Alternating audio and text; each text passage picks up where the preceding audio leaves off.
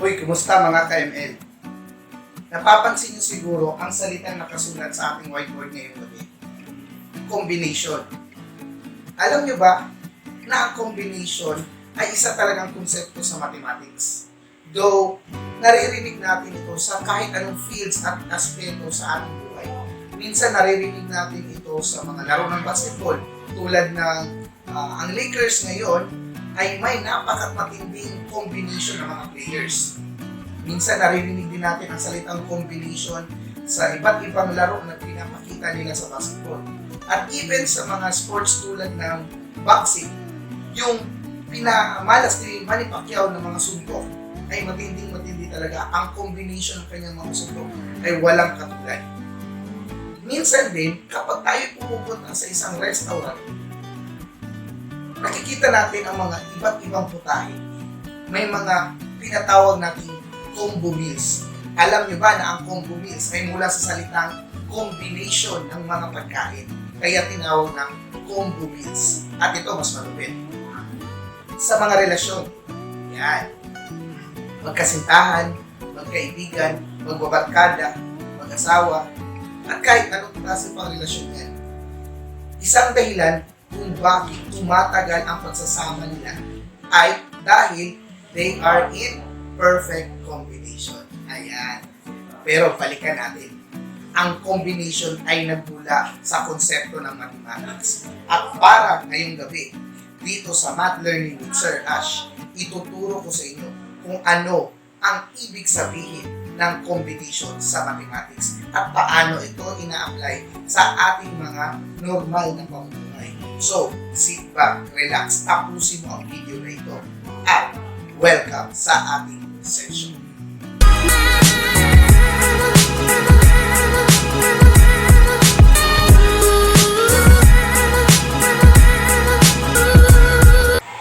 Alright mga ka-ML, kumusta sa inyo? Ngayon, i-discuss natin kung ano ba itong combination sa mathematics.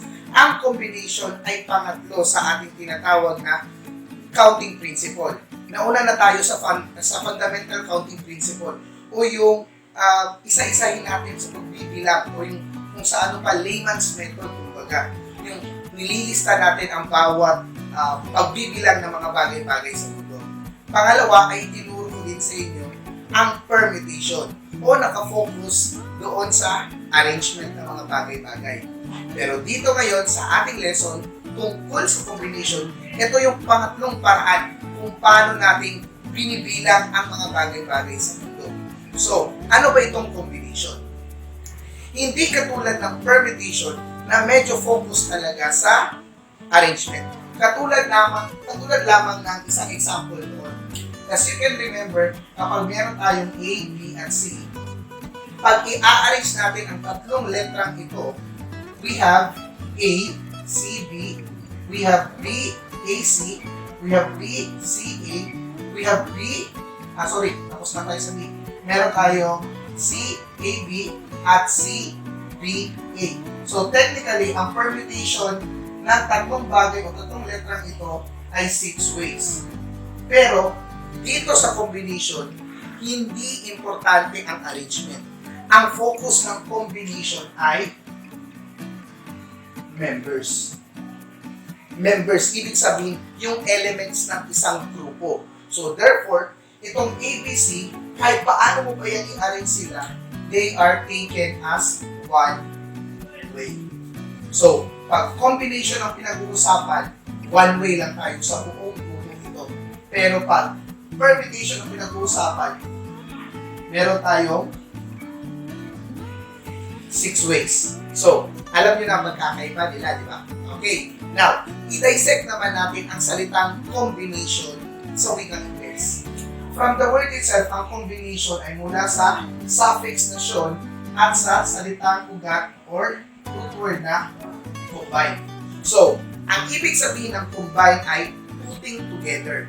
Okay? At ang ibig sabihin naman ng "tion" o yung suffix na "tion" ay process. So, technically speaking, ang ibig sabihin ng combination is the process of putting together. So, ibig sabihin, as long as nakaput together yan sila, nakakumbine yan sila, hindi importante ang arrangement. So, ngayon, paano ba ito i-a-apply sa totoong buhay? Now, if you could still remember our lesson sa permutation, ang notation ng permutation ay P n of R, or known as the permutation of n objects taken R at a time. Dito naman sa combination, ang ating notation ay C n of R, or binabasa natin ito as the combination of n objects taken R at a time. Okay, now, konting review lang tayo. Sa permutation, meron tayong 4 na senaryo. Una, no restriction, na kung saan we have n factorial. Pangalawa, we have n objects taken at a time. Ito yun, na kung saan ang formula ay n factorial over n minus r factorial. Pangalawa. Pangatlo naman na senaryo ay yung tinatawag natin na circular permutation, na kung saan pag i-arrange mo sila sa isang object, n minus 1 factorial naman ang proseso nun. At dito, sa pinakalas ay yung tinatawag natin na distinguishable permutation or permutation with same things or like things, in which ang proseso naman ay n factorial over r sub 1 factorial, r sub 2 factorial, and so on and so forth. Depende kung ilang numbers ang nagpabalik-balik. Now, ito ang nakaganda sa combination. Isang paraan lang ang pwede mong gamitin. Okay? Ito yon.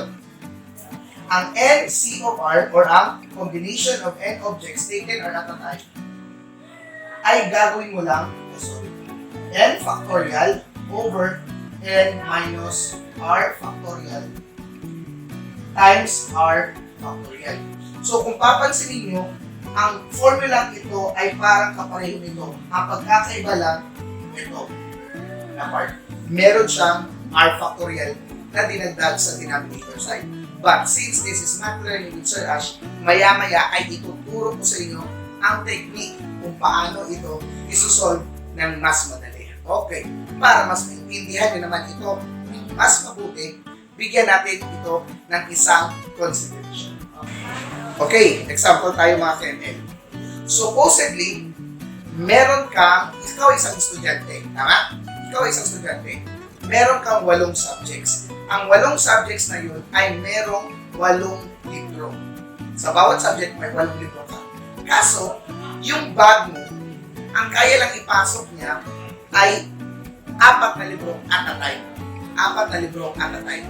So, ibig sabihin, 4 lang na libro ang pwede mong ipasok, 4 na libro naman yung natitira na wala kang choice kundi kakargahin mo through your hands. So, ang question ngayon, ilang paraan pwede mong i-arrange or ilagay sa bag mo yung 4 at a time na mga objects. So, paano natin ilalagay yan? Ito yung C, 8 objects taken 4 at a time.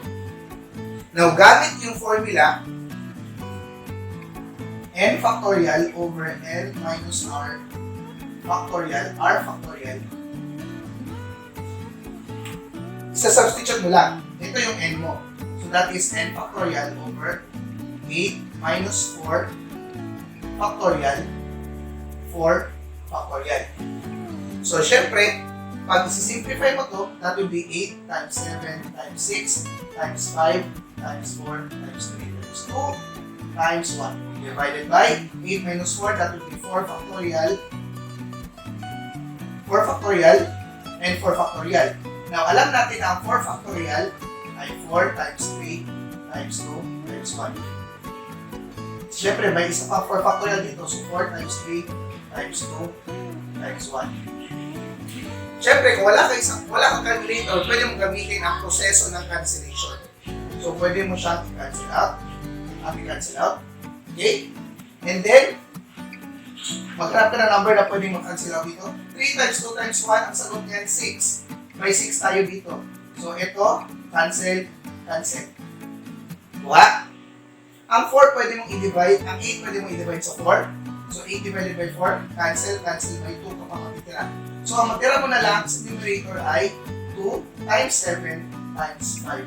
And 2 times 7 is 14. 14 times 5 is 75. So therefore, you can arrange your books in your bag 70 ways para dalhin siya sa iba't ibang klase. Alright. Now, tulad ng sabi ko, Sir Ash, may iba ka bang technique para isolve ito? Meron. Ang technique na ito ay nakikita natin or sometimes itinuturo ng ibang teachers. Pero sometimes din, may ibang teachers na masyadong bookish. So ito lang talaga dito. Pero since this is matter with Sir Ash, ituturo ko niyan. Ituturo ko yun sa inyo. Okay, paano ba? Focus tayo dito. A combination of 8 objects taken are 4 at a time. So ang gagawin mo lang, okay, kumuha ka ng 4 na bagay mula sa 8. 8, 7, 6, 5. 4 eh. Okay? Divided by. Kung ano yung taken are at a time, yun ang ipag-divide mo. So, kung titingnan natin ito, mas malinis kesa dito. Now, 3 times 2 times 1, at saka 6, cancel it out. 8 divided by 4, cancel, 2 ang matira. 2 times 7 times 5, and the same answer, you get 70 ways. At ganun lang kadali ang combination. Alright. Okay. So, sa example naman, what if sa isang scenario sa restaurant? Okay. Sa isang scenario sa restaurant, nakakita ka ng 4 na putahe. 4 ulam. 4 na ulam, 4 dishes. It could be beef, chicken, let's say, fish, at saka seafoods. Iba pang seafoods. Okay. Next. Siyempre, hindi kompleto ang ulam kung wala kang pangtulak, drinks. Meron kang mapipili ang 5 different drinks. Ano itong 5 drinks? Iced tea, Coke, let's say Coke, Sprite, mango, at saka orange. Okay, yun. Siyempre, hindi kompleto ang pagkain kung walang dessert. So, what if meron ka daw 3 dessert? Okay, 3 dessert. Now, ito ang tanong ngayon. 3 dessert. Okay. Ito ang tanong ngayon. Ilang combo meal ang pwede mong magawa dito? Ilang combo meal? Now, let's say ang isang combo meal, yung plato mo, nandito yung ulam, dito yung lalagyan ng drinks, at saka, nandito naman yung dessert. So, nandyan na lahat. Isang combo na yan. Isang combo meal na yan. Ilang combo meals kaya ang pwede mong magawa dito? Okay. Now, using the fundamental counting principle, pwede mong ilista lahat yun. Matatagalan ka nga lang. However, dito, kung papansinin natin sa ating drawing, sa isang plato or sa isang meal, it doesn't matter kung itong drinks mo dito nakalagay. Hindi din importante kung yung dessert mo dito nakalagay at yung ulam mo sa baba nakalagay. Tama? It doesn't matter. So therefore, arrangement is not an issue. So ang tanong ngayon, ilang paraan o ilang combo meals ang pwede mong magawa. Ito naman ang technique niya. Hindi katulad kanina na n or the combination of n objects taken at a time. Since iba't ibang grupo ito, hindi naman isa lang ang paglalagyan nila. Hindi katulad ng bag kanina na isa lang yung paglalagyan mo sa 4 at a time na mga bagay. So dito, ang gagawin mo lang simple. You just multiply all of them. So 4 times 5, 20, 20 times 3, 60 combo meals ang pwede mo magawa. That's as simple as that. Okay? So, ganun lang. Okay. Isa pang example. Now, maraming tao dito sa Pilipinas ang tumataya ng loto. At sa TV, pinapalabas parati. Hindi ko alam kung anong oras. And here are your winning combination. Okay. So, kahit sa loto, ina-apply din ang combination. So, ang tanong ngayon, ilang combination ba meron ang loto? Okay. Now, let's consider 645 Lotto draw. 645. 645 Lotto draw. So, syempre, 4 ang lalabas na bola. 6 ang lalabas na bola mula sa 45 balls na nandoon sa malaking, ang tawag doon, container. Malabas doon. 6 ang lalabas na bola. Sinabing combination dahil as long as nakuha mo yung 6, panalo ka sa jackpot. Tama? Pero, ang tanong, ilang combination ba meron ang loto? Para at least, alam mo ngayon, kung ano yung pwede mong mapanalunan, kung malaki ba ang chance mo para manalo, kung meron kang 2 ticket, meron kang 1 ticket, o meron kang 3 tickets. So, ilang outcomes ba possible lumabas dito sa 645 loto? Now, gamit yung combination natin kanina. Okay? That is, erase na tayo.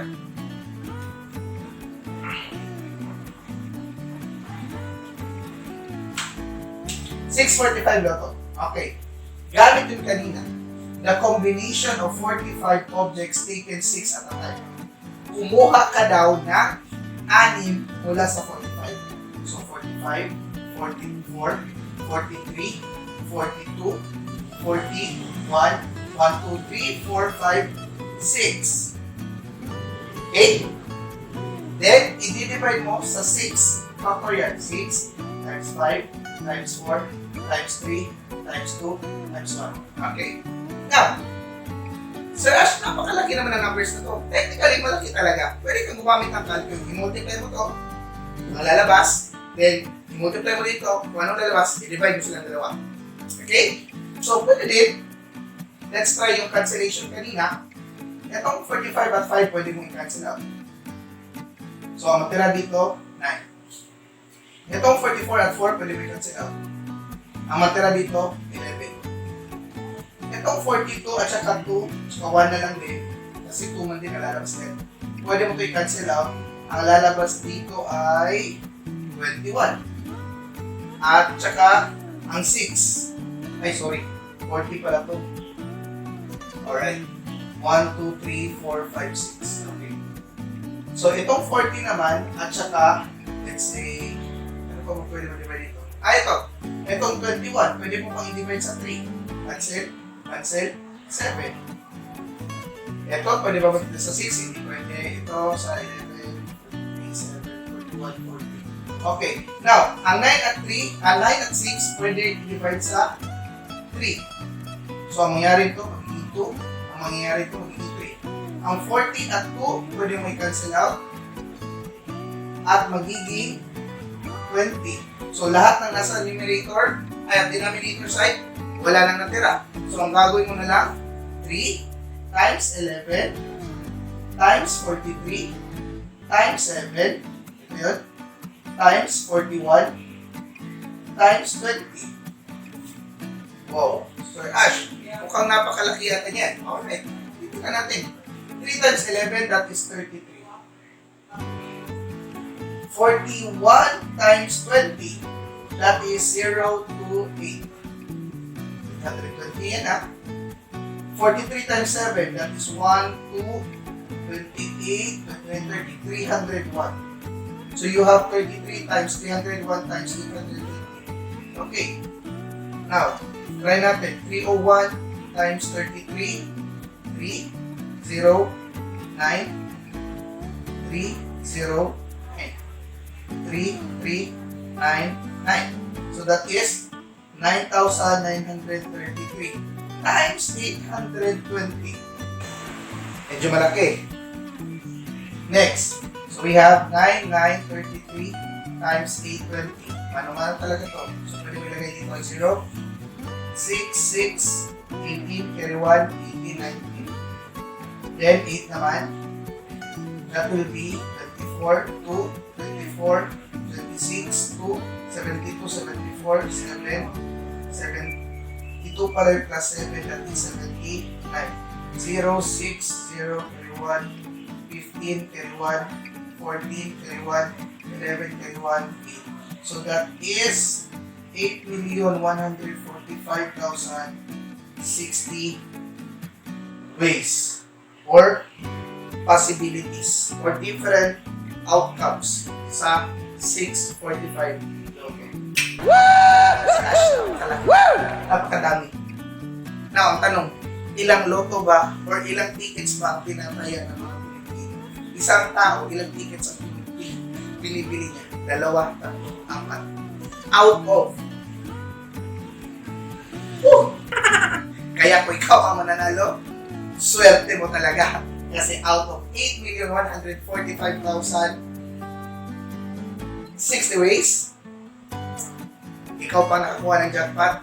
Congrats sa'yo.